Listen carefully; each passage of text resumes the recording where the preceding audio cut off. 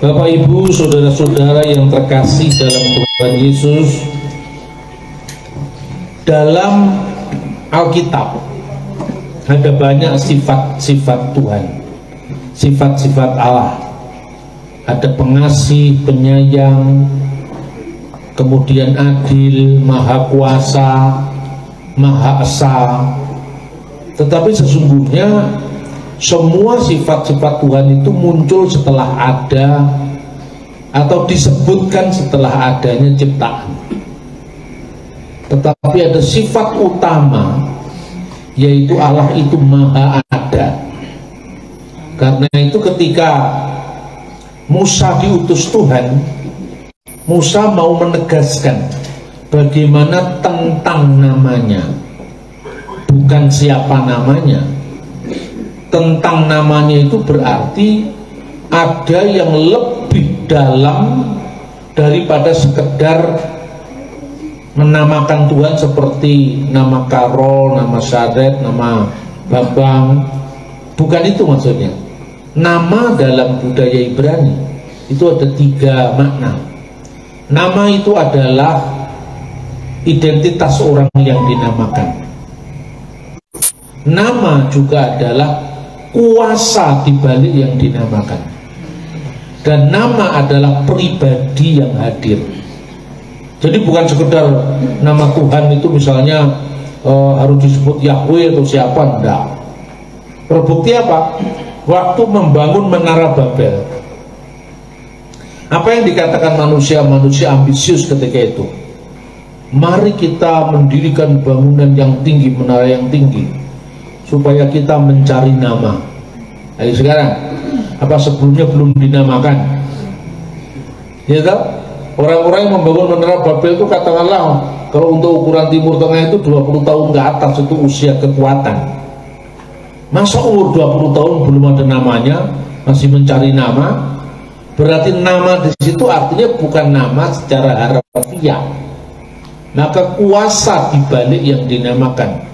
Nama Tuhan, menara yang kuat. Coba hurufnya atau kuasanya yang dimaksud.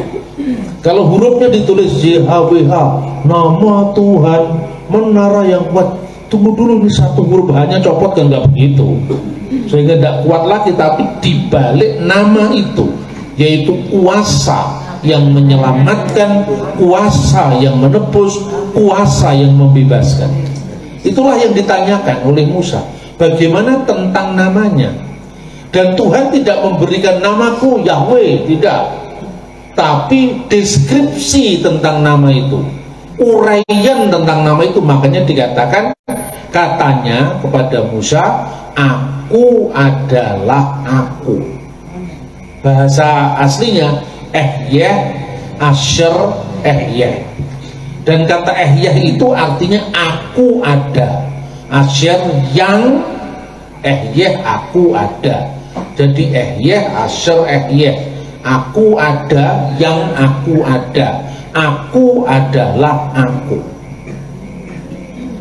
Karena Tuhan itu maha ada, jadi aku ada. Ada itu bahasa Ibraninya hayah. Kalau aku ada, Ehyeh. Kalau dia ada, kira-kira ini Yahweh, kira-kira seperti itu. Kalau yang menyebut itu umatnya, berarti dia ada. Yahweh itu kira-kira artinya dia yang sudah ada, dia yang ada, dan dia yang akan datang. Dia yang sudah ada, dia yang ada, dan dia yang seterusnya ada. Tuhan itu tidak pernah tidak ada, tapi dia selalu ada. Lalu ada itu artinya juga ada, eksis, hadir, berkuasa. Itu maknanya. Dan apa yang dilakukan Tuhan? Aku yang adalah aku akan mengutus aku Musa kepadamu. Jadi dikatakan kepada Musa, katakan kepada Fir'aun, bukan kamu, bukan Musa, bukan manusia, tetapi dia yang tangannya teracung tadi, yang akan mengutus aku kepadamu. Kalaupun akhirnya Fir'aun tidak mau mendengar itu, dan Tuhan sudah tahu, dia pasti akan menolak. maka jangan khawatir, ku acungkan tanganku dan Israel akan diselamatkan. Itu tekanan pertama. Karena terkait dengan aku ada, itu berarti selalu ada. Aku telah ada, berarti kalau Tuhan dulu ada, sekarang ada, seterusnya akan ada. Yang akan datang itu seterusnya akan ada. Jadi kalau Tuhan dengan kuasanya yang dahulu membuat mukjizat luar biasa, sekarang ini pun Tuhan juga membuat hal yang sama. Di masa yang akan datang pun Tuhan akan membuat hal yang sama. Itu yang ditekankan dengan istilah ehyeh, asyar ehyeh. Lalu yang kedua, diungkapkan bahwa akulah Allah Abraham, Allah Ishak, Allah Yakub. Elohe Abraham, Elohe Yitzhak, Elohe Yaakov. Itu menekankan bahwa Allah yang kemarin disembah Abraham, Allah yang kemarin memanggil Abraham adalah Allah yang sama dengan Allah yang disembah dan memanggil Ishak, adalah Allah yang sama dengan Allah yang memanggil Yakub dan yang disembah Yakub. Jadi ada kesinambungan generasi yang tidak pernah putus, bahwa Allah yang disembah Abraham kemarin, Allah yang sama yang disembah dengan Ishak, Allah yang sama yang disembah dengan Yakub, Allah yang sama yang sekarang engkau Musa membawa nama besarnya, membawa kuasa besarnya untuk penyelamatan Bani Israel. Jadi Abraham, Ishak, Yakub itu kan generasi pertama, generasi kedua, generasi ketiga. Maka Tuhan itu adalah Allah segala zaman dan masa. Tidak hanya tergantung masa ini, tapi masa dulu, masa kini, dan masa yang akan datang. Maka dalam kitab Wahyu, kekudusan nama dan ketidakterbatasan Tuhan itulah yang ditekankan. Akulah Tuhan, ya, yang maha kuasa, Alfa dan Omega, yang ada, yang sudah ada, dan yang akan datang. Alfa Omega artinya Tuhan itu yang mengawali, dan segala sesuatu Tuhan pula yang mengakhiri. Karena Dia sudah ada, Dia ada, dan Dia akan datang. Itulah yang masuk di dalam doa Yahudi yang namanya Adon Olam. Adon itu Tuhan, Olam itu kekal. Dan itu Tuhan tidak pernah tidak ada, Dia selalu ada. Tapi kalau umatnya seolah tidak mengakui keberadaannya, dia tidak menjadi ada bagi kita. Ibarat apa? Yang butuh kan kita. Nah kalau kita tidak memanggil Dia, ngapain Tuhan juga nggak butuh kita? Seluruh dunia ini menolak Tuhan, Tuhan tidak maha kecil karena penolakan kita. Seluruh dunia ini menyembah Tuhan, Tuhan juga tidak lebih besar daripada sebelumnya. Pak, dipikir Tuhan menjadi besar karena kita menyembah Dia semua. Yang butuh itu kita, Tuhan nggak butuh kita. Amin. Jadi ketergantungan kita lah yang sebenarnya. Maka Tuhan itu mengasihi kita, Dia tidak butuh siapa-siapa. Dia maha kuasa, maha esa. Nah, ayat ini saudara-saudara dijadikan landasan bagi Tuhan, di mana Tuhan mengingatkan kepada Musa, jangan kamu cemas, jangan kamu khawatir, jangan kamu takut. Termasuk kuasa besar Fir'aun yang luar biasa itu, kekuasaannya yang seolah-olah tanpa batas, sebuah kekuasaan yang bagi Musa ngeri sekali kalau dilihat kekuasaannya Fir'aun di zaman Musa.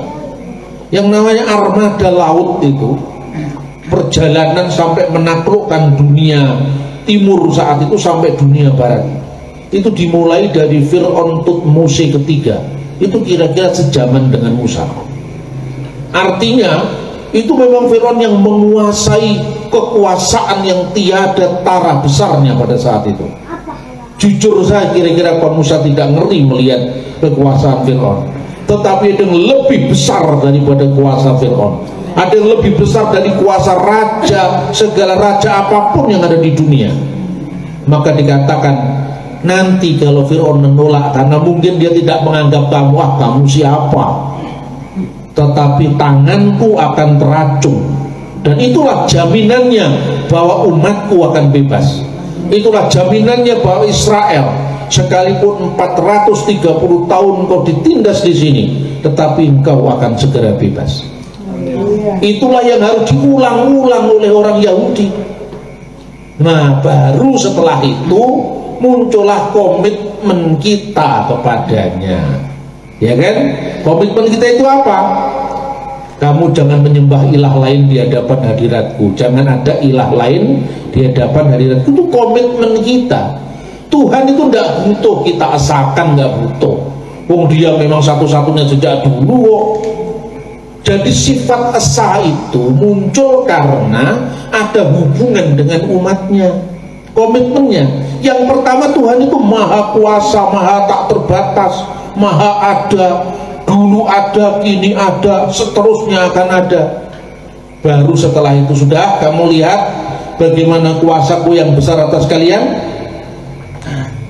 Ceritakan itu dari generasi ke generasi, ceritakan itu dari zaman ke zaman, kebesaran Tuhan itu. Dan ingatlah, yang menolong kamu aku, Tuhan, bukan yang lain. Makanya komitmennya pertama, jangan ada ilah lain di hadapan hadiratku. Jadi kalau untuk Tuhan, pengakuan kita maha esa tidak penting itu. Sebab kalau sekedar mengatakan Allah itu esa, Allah itu esa, setan juga tahu.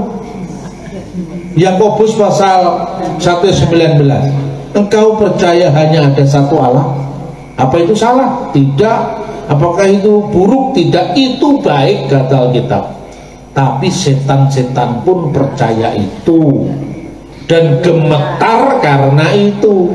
Jadi kalau sekedar misalnya mengatakan Tuhan itu esa, tidak ada Tuhan selain Dia, itu setan-setan yang nongkrong di pohon jambu, pohon rambutan, itu dia bilang apa?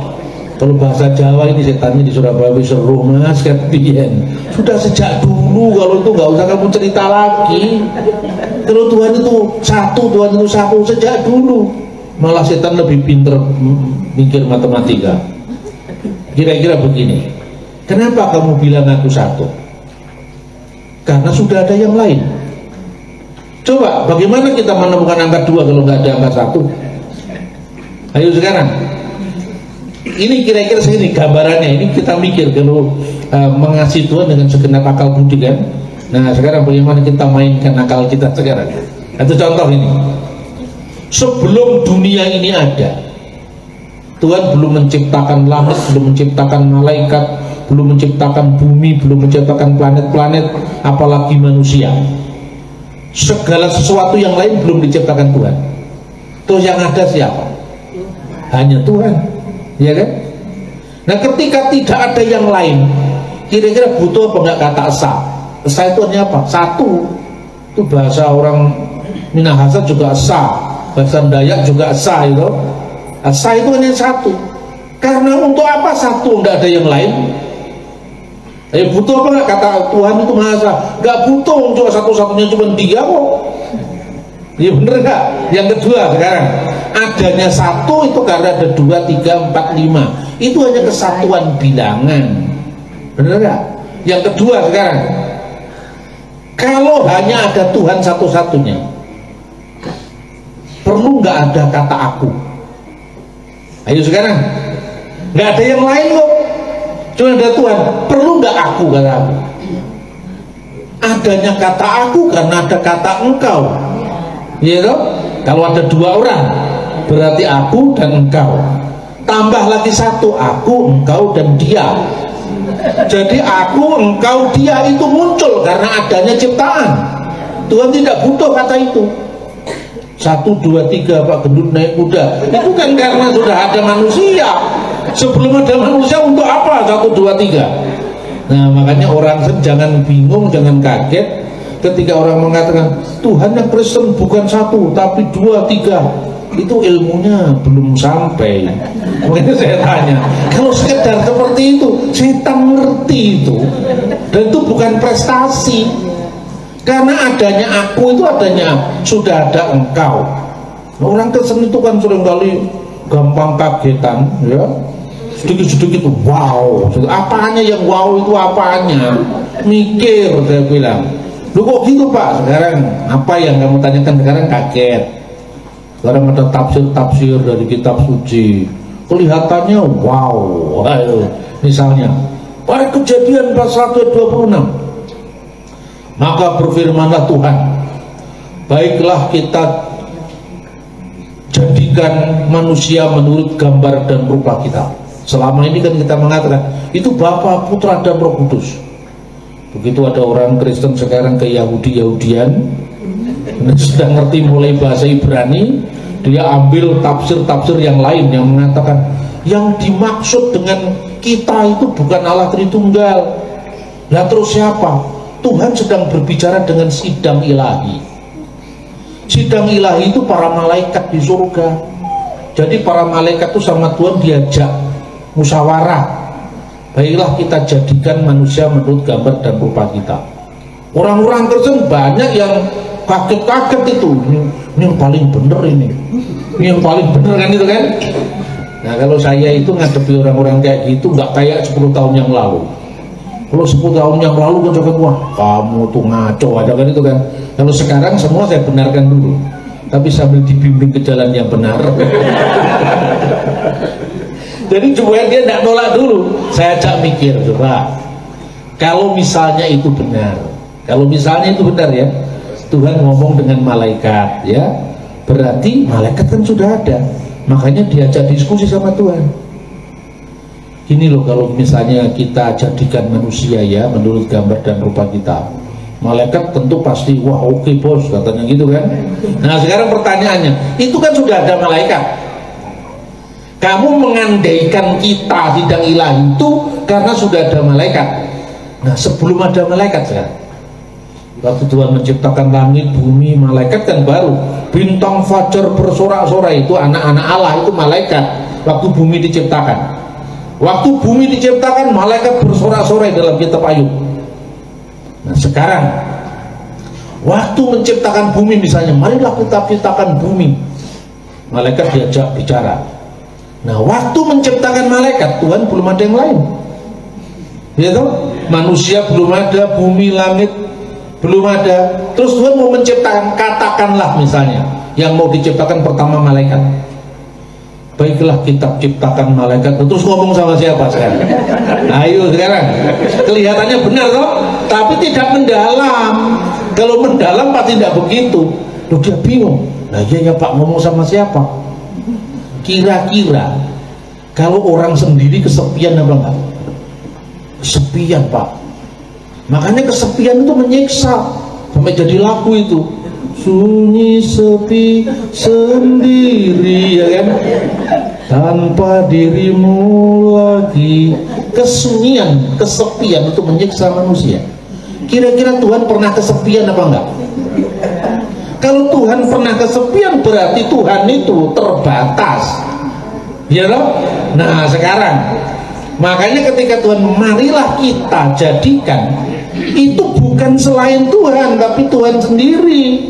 Makanya Bapa, Putra dan Roh Kudus itu bukan wilayah ruang waktu, kenisbian ruang waktu zaman, bukan, tapi sebelum segala abad.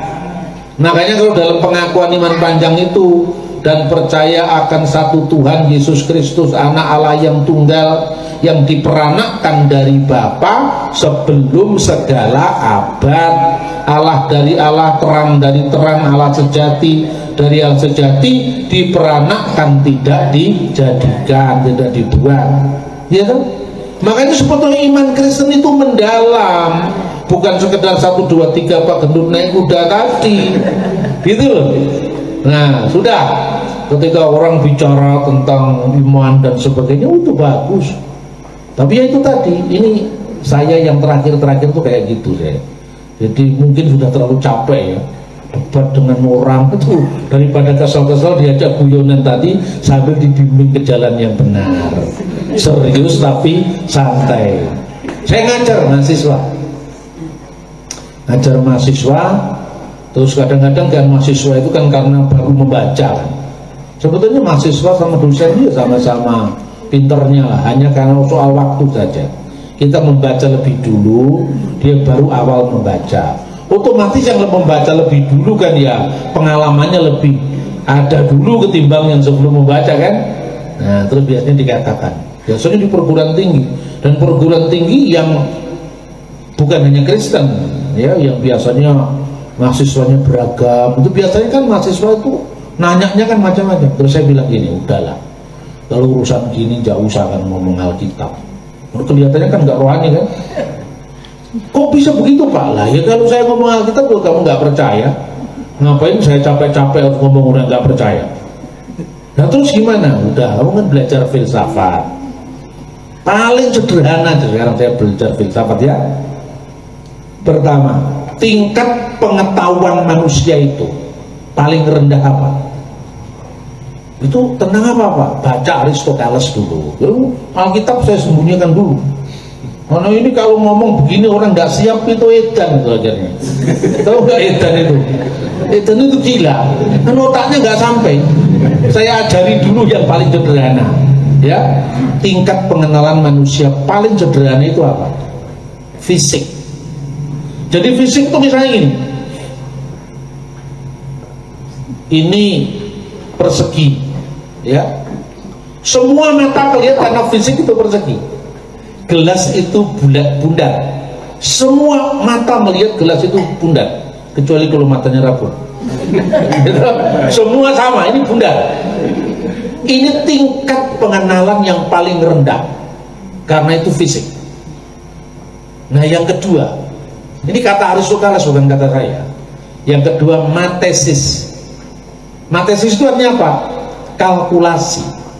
Itu ilmu matematika maka lahirlah. Contohnya 5 kali 5 sama dengan 25, 4 kali 25 sama dengan 100. Mana 100-nya? Dia keluarin duit 100.000. Itu kan 100.000. Ini 100 gram atau 100 kilo, 100 liter, 100 apa maksudnya? Ya tergantung kita Pak. Lah ya kamu bisa yakin 5 kali 5 25. Mana 25-nya? Gambar angka 25. Itu kan angka 25. 25 itu apa maksudnya? Ya nggak ada bendanya, tergantung yang nafsir. Nah kalau gitu berarti apa? Ada yang lebih tinggi dari fisik.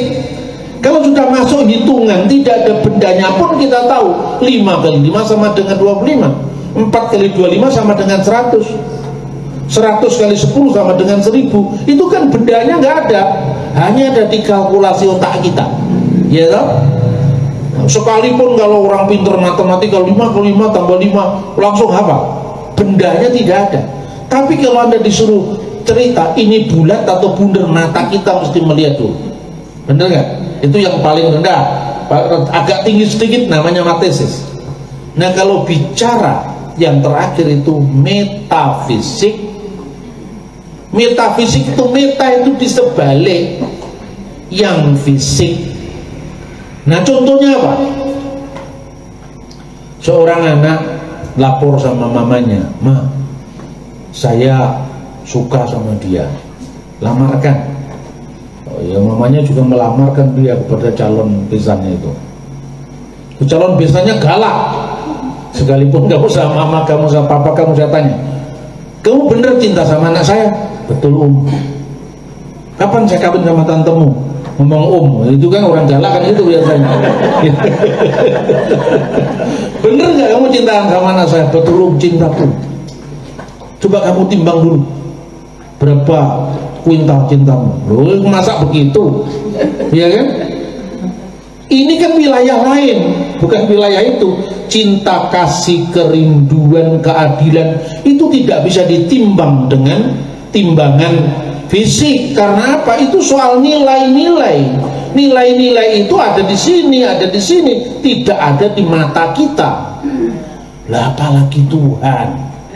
Ya kan? Mari perang saksi Yehova itu kita kerjain. Jadi mana? Pada mulanya adalah firman. Itu betul. Firman itu bersama-sama dengan Allah. Betul. Lalu Bapak bandingkan saudara. Matius bersama-sama dengan Markus. Oke. Bapak bandingkan. Firman bersama-sama dengan Allah. Matius bersama dengan Markus. Apakah Matius adalah Markus, Pak? Jelas bukan. Anak kecil juga tahu kalau Matius adalah Matius bersama Markus, ya Matius ya Matius, Markus adalah Markus. Sekarang saya bertanya, firman bersama-sama dengan Allah, kalau gitu firman itu Allah apa bukan? Saya jawab Allah. Nah, Bapak tidak konsisten. Kamu yang tidak bisa membedakan satu bak Paulus, satu gundulnya Markus, dan satu Tuhan. Kok bisa begitulah? Karena Tuhan itu kan bukan terikat oleh ruang dan waktu. Sebelum segala abad, sebelum segala zaman, berarti Tuhan itu maha hadir. Maka aku adalah aku. Maka maha hadir, maha ada itu lebih mendalam ketimbang maha satu, maha esa, 1, 2, 3 Pak Gendut naik kuda tadi. Benar nggak? Jadi kalau di mata Tuhan Maha Esa itu tidak penting, karena setelah adanya manusia, komitmenmu jangan ada ilah lain di hadapan hadiratku. Makanya Shema Israel itu diberikan Tuhan setelah bangsa Israel komitmen dengan Tuhan, ditolong oleh Tuhan. Tuhan yang lebih dulu bertindak menyelamatkan Israel. Baru setelah Israel merasakan kehadiran ilahi, kemahaadaan Allah, maka Israel disuruh taat. Ajarkanlah ini kepada anak-anakmu ketika engkau bangun atau terjaga, ketika engkau dalam perjalanan, itu taruh itu di pintu gerbang. Itu yang namanya mezuzah, tertulis huruf Shin, artinya Shema Israel, Adonai Elohenu Adonai Echad. Dengarkanlah wahai Israel, Tuhan Allah kita, Tuhan itu esa. Siapa yang suruh mendengarkan Israel? Karena sudah ada ciptaan. Nah, waktu dunia belum ada, langit bumi malaikat belum ada, dengarkan terus. Yang mendengarkan siapa? Gitu? Allah itu esa. Bagaimana ada perbandingan yang lain belum ada? Nah, inilah Kristen, saudara-saudara. Jadi Kristen itu bukan sembarangan. Maka kalau ada orang kadang-kadang, Pak saya mau jadi Kristen, jangan, sulit jadi Kristen. Marketing itu sebetulnya. Jangan sulit jadi Kristen. Gitu ya Pak, iya. Nanti kamu nggak bisa poligami loh, sulit jadi Kristen. Agama itu tidak perlu harus dibela dengan cara yang merendahkan orang lain, nggak perlu. Siapa yang suka merendahkan berarti ada problem dengan dirinya sendiri yang rendah diri. Jadi kalau tidak merendahkan orang lain, dia tidak kelihatan tinggi. Bener nggak? Iman sejati itu iman yang siap diuji, tidak perlu kita mengumpat orang lain. Amin, saudara-saudara. Itulah yang diajarkan Rasul kita. Kasihlah sesama manusia seperti diri sendiri. Jadi ingat ya, Maha Esa tadi muncul karena adanya komitmen umat kepada Tuhan. Tapi sebelum ada ruang, sebelum ada waktu, sebelum ada alam semesta, sebelum ada ciptaan, Tuhan tidak butuh kata itu, karena itu tidak relevan. Ingat ya, ada satu, ada esa karena 2, 3, 4, 5 ada. Ada aku karena ada engkau. Kalau tambah satu lagi dia, jumlahnya lebih lagi mereka, kalian, kan itu kan. Ada penjamaan itu karena sudah ada kemajemuan, ada ciptaan. Sebelum itu Tuhan tidak perlu siapa-siapa. Nah tadi makanya saya katakan Allah itu kasih. Benar nggak? Terus yang dikasih siapa sekarang? Kasih itu kan kekal, katanya kasih Tuhan itu kekal. Yang dikasih siapa? Ya manusia. Manusia belum ada waktu itu. Ini lebih sulit lagi nih. Allah itu kasih. Amin, amin. Kasih Allah sama kekal dengan Allah. Amin, amin. Lebih keras lagi. Sekarang pertanyaan, dikasih siapa? Manusia. Karena begitu besar kasih Allah akan dunia ini. Itu kan dunia sudah ada. Nah sebelum dunia ada, kalau Allah kasih, kasih itu memerlukan sasaran kasih. Dan ada yang mengasihi, kasih, dan yang dikasih. Itulah Tritunggal. Loh, sulit kan? Sulit bagi orang yang nggak mikir. Bagi orang mikir gampang, bener nggak? Yang mengasihi itu Bapa sumber kasih, Roh Kudus itu kasih yang disalurkan, dan Putra itu yang dikasihi. Makanya engkau yang mengasihi aku sejak dunia dijadikan. Kasih itu kekal. Ngomong begini kalau kalau dalam suasana biasa gitu kadang-kadang memang sulit ya. Tapi kalau sambil guyonan, serius tapi santai kan otak kita diisi kan pelan-pelan kan. Nah ya adanya satu itu kan karena ada dua. Nah waktu itu alamnya belum ada, manusia belum ada, malaikat belum ada. Terus yang dua itu siapa? Oh cuma satu. Jadi itu sebabnya jangan minder wartehai komplek kata orang Belanda. Ketika dikatakan Allah Tuhan Kristen itu tiga, yang bilang tiga itu siapa? Tuhan itu satu.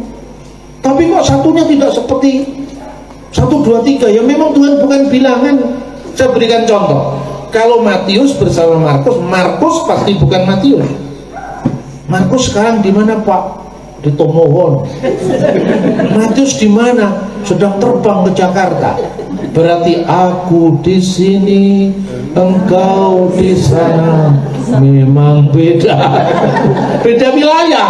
Nah sekarang ganti saya tanya. Tuhan menyertai orang-orang yang beriman. Nah sekarang berapa jumlah orang beriman? Banyak Pak. 1 juta, 2 juta. Tuhan jumlahnya berapa? 1. Berarti Emmanuel, Tuhan beserta kita. Kamu hitung orang-orang beriman berapa? Tomohon ada 1 juta, Manado ada 3 juta, Surabaya ada 5 juta, Malang ada 3 juta. Berjuta-juta tinggal di Malang, Tomohon, Manado, Papua. Tuhan hanya 1 yang disertai 10 juta orang di 10 juta tempat yang berbeda. Apakah Tuhan jadi 10 juta? Terus kata Saksiva, tidak ada mustahil bagi Tuhan. Oh lambemu tadi kamu ngomong katanya tidak masuk akal, tidak masuk akal. Itu tidak masuk akal di otakmu karena kamu tidak mampu mikir kritis, tidak bisa membedakan satu bakpao dengan satu Tuhan. Kalau satu bakpao ini nggak usah ngomong Tuhan dulu lah. Bakpao tahu nggak bakpao kan? Bakpao ini ada bakpao yang isinya apa itu bak, ada yang isinya kacang, ada yang isinya kacang, ini cuma macam-macam. Oke, kalau bakpao 3 diambil 1 bakpao tinggal berapa? Tinggal 2, karena bakpao itu benda. Sekarang ganti, gak usah ngomong Tuhan dulu. Kepintaran membuat bakpao. Diajarkan Bu Wali Kota 200 orang yang dulunya tidak pakar bikin bakpao. Bu Wali Kota, sekarang kita belajar bakpao ya, cara mengaduk itu apa namanya, adonannya seperti ini. Sekian menit ya, jangan sampai nanti masih ada gumpalan. Oke, nanti takaran gulanya segini. Oke, 200 orang yang dulu tidak pintar bikin bakpao, dalam waktu 2 jam sambil praktek akhirnya pintar bikin bakpao. Pertanyaannya, ketika ilmunya Bu Wali Kota diajarkan pada 200 orang, 200 orang yang dulu kosong ilmu perbakpauan sekarang full dengan bakpaologi. Ilmu bakpao. Pertanyaan sekarang, apakah ilmunya Bu Wali Kota berkurang 200? Tidak. Loh katanya dikurangi. Kalau dikurangi kan mestinya berkurang. Ya kalau kurangnya benda, kalau pengetahuan tidak, apalagi Tuhan. Kan begitu saudara-saudara. Jadi memahami Tuhan itu mesti memahami dengan cara Tuhan, bukan dengan cara ciptaan yang terbatas. Nah maka Tritunggal itu tidak berbicara tentang jumlahnya Tuhan, tapi berbicara tentang kebagaimanaan misteri Tuhan yang Maha Esa. Maka Bapa, Putra dan Roh Kudus itu adalah Allah yang esa. Nah kalau di gereja Timur Tengah, di Libanon, di Israel, itu kalau berdoa selalu Beshem Ha'ab Vihaben Virruah Hakodes Ha Elohim Ehad Amin.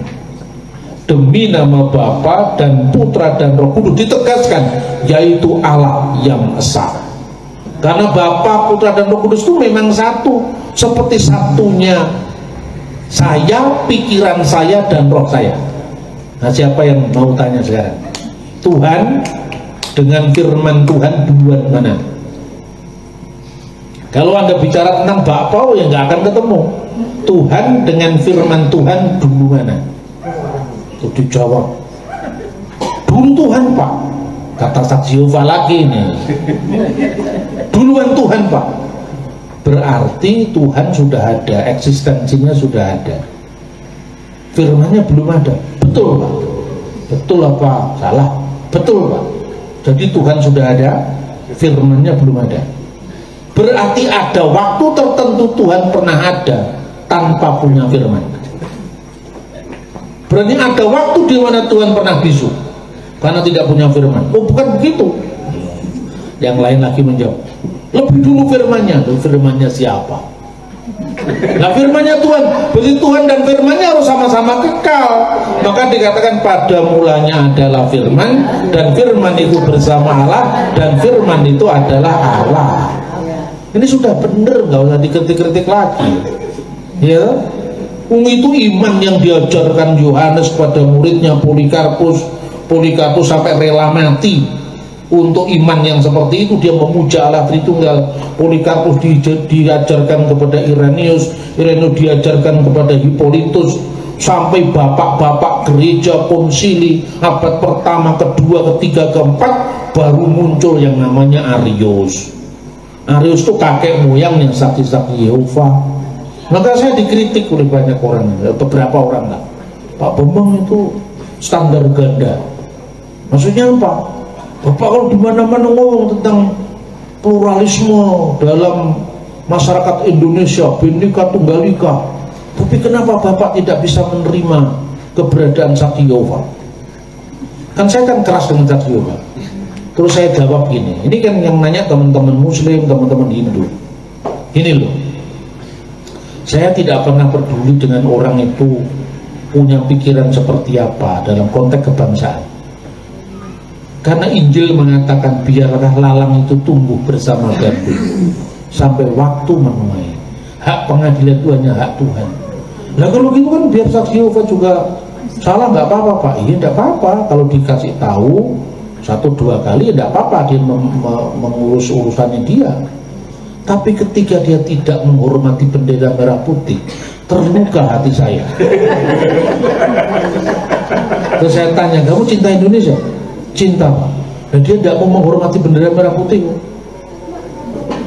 Oh gitu ya Pak? Iya, gara-gara bendera itu saya enggak. Gara-gara yang lain-lainnya enggak apa-apa. Loh, kalau yang nanya orang Muslim atau orang Hindu, masa saya jelaskan tentang Tritunggal? Kan gak relevan.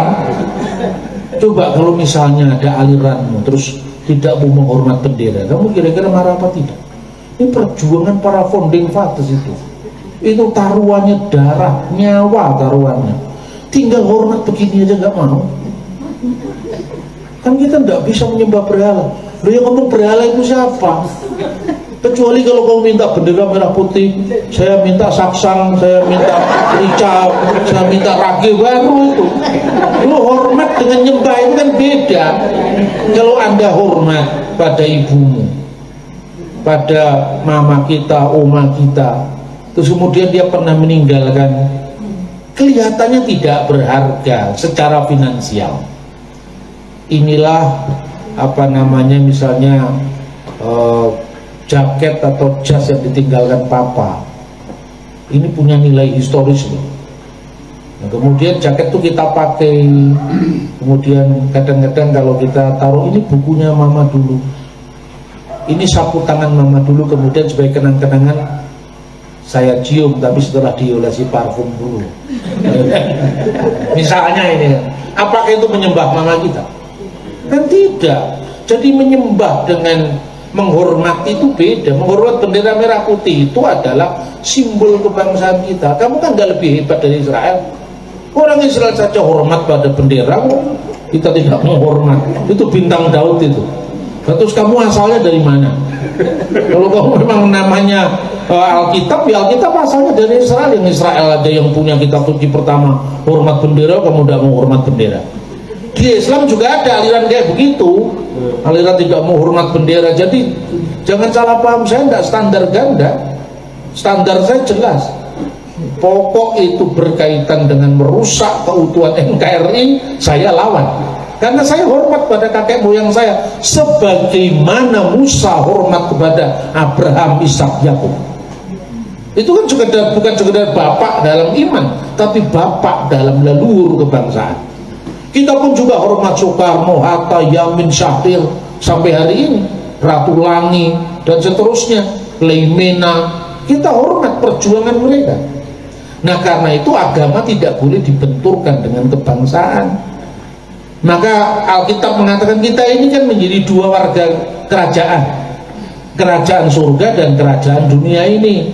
Selama di dunia di mana kamu berpijak, berkatilah tanah yang kau pijak itu. Mendatangkan kesejahteraan kota, mendoakan kota itu. Karena apa? Kita hidup dari sana. Nah, itu saudara-saudara. Nah, kemudian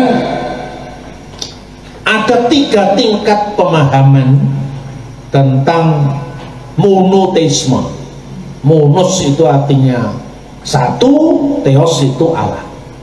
Tingkat yang paling rendah itu adalah monoteisme bilangan, numerical monotheism, atau yang dikenal dengan wahdah bil adat, kesatuan bilangan.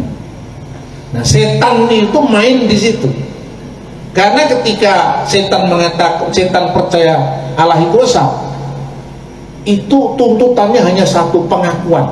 Dia itu sah, dia itu hebat, memang dia satu-satunya, karena dia tidak berani melawan Tuhan. Iya toh? Mana pernah dia menang sama Tuhan? Namanya juga setan. Karena dia tahu kalau dia tidak bisa mengalah Tuhan. Tuhan itu sah, Tuhan itu luar biasa. Tapi kelakuannya tidak sejalan dengan Tuhan. Makanya saya tanya, waktu saya ada pertemuan dengan BNPT, saya diminta sebagai narasumber, saya ceritakan juga. Saya bilang, kenapa ISIS itu benderanya tidak ada ilah selain Allah? Karena ISIS itu hanya punya monoteisme bilangan. Jadi padahal yang ditekankan surat Yakobus itu apa? Iman tanpa perbuatan adalah mati. Karena itu iman ditambah dengan perbuatan. Yang kedua itu iman secara etis. Jadi yang pertama iman itu apa? Iman kepada monoteisme secara bilangan 1, 2, 3 tadi, yang sudah jelas saya uraikan, adanya 1 karena ada 2 tadi. Yang meningkat lebih tinggi sedikit, monoteisme etik Abraham. Jadi Abraham itu punya monoteisme etis, tapi belum terungkap, belum tersingkap. Karena apa? Kita baca ayat ya, Kejadian pasal 12. Coba kita baca Kejadian pasal 12 ayat 1 sampai dengan ayat 3. Siapa yang bisa sudah menemukan itu? Kejadian pasal 12 ayat 1 sampai dengan 3. Berfirmanlah Tuhan kepada Abraham, pergilah dari negerimu dan dari sanak saudaramu dan dari rumah bapamu ini ke negeri yang akan kutunjukkan kepadamu. Yang akan kutunjukkan kepadamu, alamatnya belum dikasih sama Tuhan. Tapi Abraham taat, ya kan? Apa janji Tuhan? Aku akan membuat engkau menjadi bangsa yang besar dan memberkati engkau serta membuat namamu masyhur dan engkau akan menjadi berkat. Coba janji Tuhan ini terpenuhi apa tidak? Terpenuhi. Nama Abraham akan masyhur. Orang Yahudi sampai sekarang kalau berdoa selalu mengaitkan diri dengan Elohe Abraham, Elohe Yitzhak, Elohe Yakub, Magen Abraham. Allah yang disembah Abraham, Allah yang disembah Ishak, Allah yang disembah Yakub, perisai Abraham. Orang Kristen, Injil dibuka dengan kata-kata apa? Inilah silsilah Yesus anak Daud, anak Abraham. Saking populernya orang Arab juga, ya, lewat agama Islam, kama sholaita ala sayyidina Ibrahim wa ala ali sayyidina Ibrahim wa barik ala sayyidina Muhammad wa ala ali sayyidina Muhammad kama barakta ala sayyidina Ibrahim. Terkenal Ibrahim itu. Artinya apa? Kakek moyang bangsa Timur Tengah termasuk Israel maupun Arab mengakui bahwa Ibrahim itu orang hebat, orang besar, makanya namamu akan masyhur. Tidak ada janji Tuhan yang tidak genap. Berikutnya, aku akan membuat engkau menjadi bangsa yang besar. Kenyataan apa tidak? Kenyataan. Ya, bangsa yang besar di Timur Tengah itu kan turunannya Abraham, Yahudi, Kristen, Islam, ya, orang-orang Kedar, Nebayot, itu keturunan Abraham semua. Punya kerajaan besar yang ada di Nabatean, Petra, itu kan keturunan Abraham dari Esau, keturunan Abraham dari Ismail. Tapi juga ada keturunan Abraham dari Ishak, yaitu bangsa Israel. Kemudian berkat berikutnya, orang-orang yang mengutuk engkau akan dikutuk, yang memberkati akan diberkati, dan olehmu semua kaum di muka bumi akan mendapatkan berkat. Inilah berkat terakhir yang disebut the messianic blessing, berkat messianik. Makanya apakah janji Tuhan kepada Abraham tidak mengalami hambatan? Mengalami. Kapan itu terjadi? Kejadian pasal 15, Tuhan mengajak Abraham, kamu lihat bintang-bintang di langit, kalau kamu bisa menghitungnya, itu nanti keturunanmu. Baru lewat satu pasal, Sarah resah, gundah gulana. Dia mengatakan, kamu tahu bahwa Tuhan tidak memberiku seorang anak. Itu kan kesimpulannya dia. Dia tidak sabar menunggu kairos Tuhan. Karena itu ambil hambamu Hagar itu, supaya aku dapat anak dari dia. Siapa tahu aku dapat anak dari dia. Dalam budaya Timur Tengah, kemandulan itu adalah aib. Karena orang Timur Tengah memuja kesuburan. Tetapi Tuhan peringatkan, kamu boleh mengagungkan kerahiman Tuhan dengan Tuhan menyuburkan rahimmu sendiri, tapi jangan menyerupai bangsa Kanaan. Karena apa? Kesuburan rahim yang diagungkan bangsa Kanaan itu dipersembahkan kepada Asyera. Makanya Tuhan memberikan simbol, jangan kamu makan daging bersama susu induknya. Itu gambaran tentang pemujaan Asyera yang adalah dewi kesuburan. Seperti itu. Kemudian dari kesimpulannya Sarah tadi, Abraham mau, ambillah Hagar hambamu. Diambil beneran. Nah, karena laki-laki perempuan akhirnya berbuah, bukan berbuah delima, berbuah Ismail. Karena akhirnya apa? Laki-laki sama perempuan. Jadilah. Pertanyaannya kenapa Sarah mau? Ya karena itu menutupi keaibannya. Dia tidak berdaya melawan sistem hukum budaya masyarakat saat itu. Padahal Tuhan memanggil Abraham keluar, itu artinya bukan hanya keluar secara geografis, keluar dari tatanan hukum adat yang tidak sesuai dengan firman Tuhan, tatanan kebudayaan yang melawan firman Tuhan. Tinggalkan itu. Kira-kira seperti itu. Dia mau balik lagi.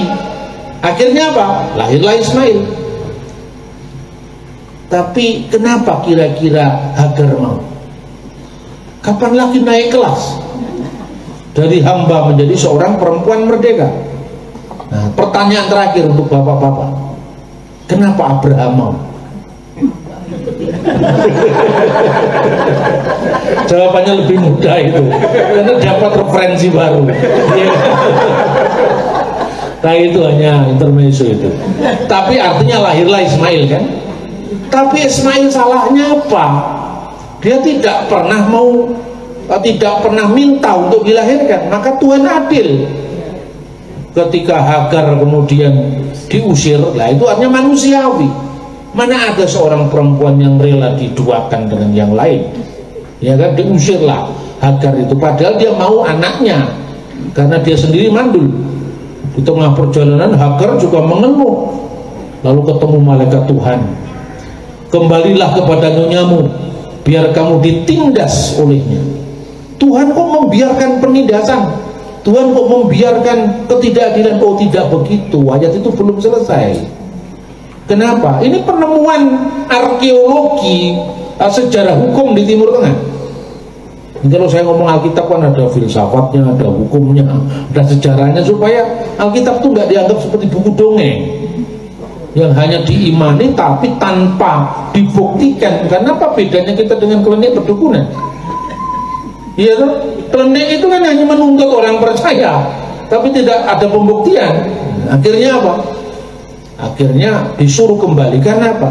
Menurut hukum pada waktu itu, menurut aturan hukum saat itu, dan itu ada dokumennya, namanya Undang-Undang Lipit Istar. Itu berasal dari tahun 2000 sebelum Masehi. Prasasti Nusi, Undang-Undang Hammurabi setelah Abraham.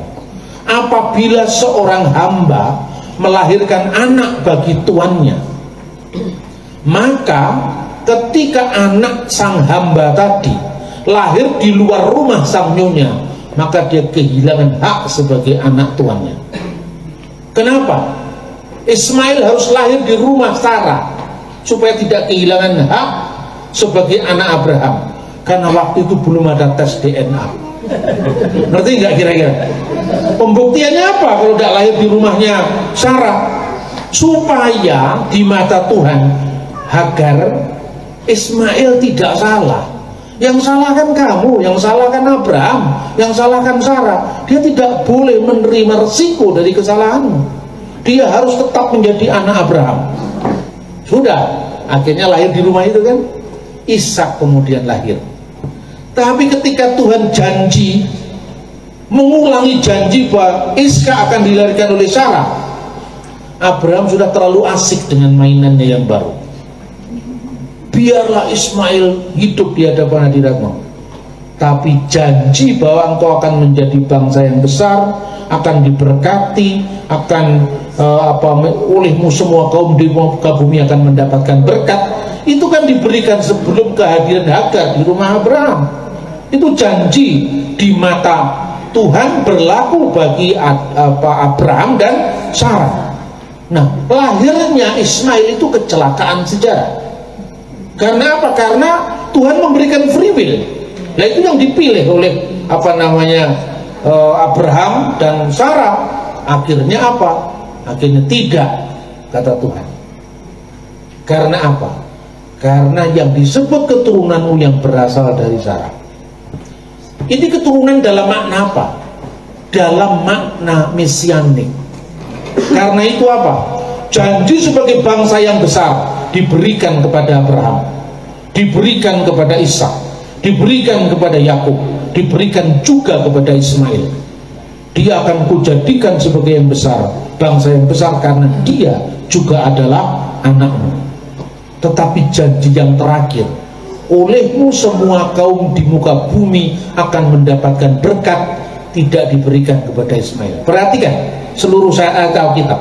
Maka janji olehmu semua kaum di muka bumi akan mendapatkan berkat hanya diberikan kepada Abraham, lalu Ishak, lalu Yakub.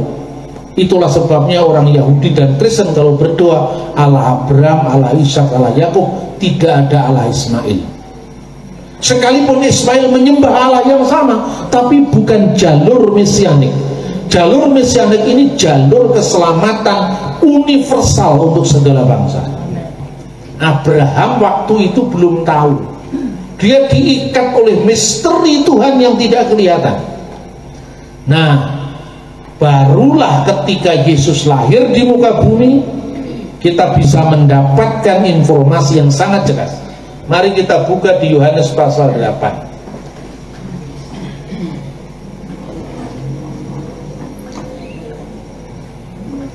Yohanes pasal 8 mulai dari ayat 56. Abraham